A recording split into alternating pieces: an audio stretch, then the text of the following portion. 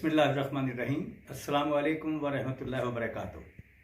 यकीन है कि आप लोग अपने अपने घरों में नहायत पाबंदी के साथ वो काम कर रहे होंगे कि जो घर में रहकर किए जा सकते हैं, पढ़ने का, लिखने का, बच्चों से डिस्कस करने का, लेकिन दूरी के साथ। इसलिए कि हर सूरत में सरकार की जानिब से और सेहत के महकमे की तरफ से जो हिदायत मिली हैं उन पर अमल करना हमारे अपने लिए बेहद ज़रूरी है।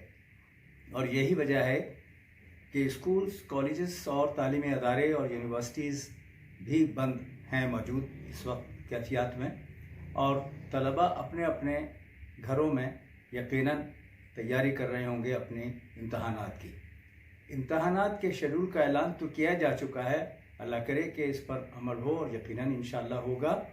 लेकिन उसकी तैयारी के लिए आप लोग क्या कर रहे हैं, ये एक बहुत बड़ा कंसर्न है जिसके ताल्लुक़ से इस वक्त मैं आपसे मुखातिब हूँ।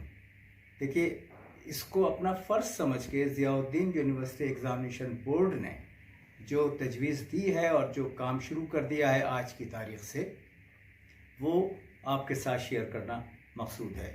और वो ये है कि हमने ऐसा किया है कि अपने जितने एफिलिएटेड एजुकेशन इंस्टीट्यूशंस यानी इल्हाक़ शुदा तालीमी अदारे हैं, उन सब को हम मुत्तला कर रहे हैं कि हमने एक निज़ामुल औक़ात यानी टाइम टेबल बनाया है, जिसमें हर रोज़ वक्त के तयन के साथ क्लास और मज़ामीन के हवाले से ऑनलाइन तदरीस का इंतज़ाम किया गया है।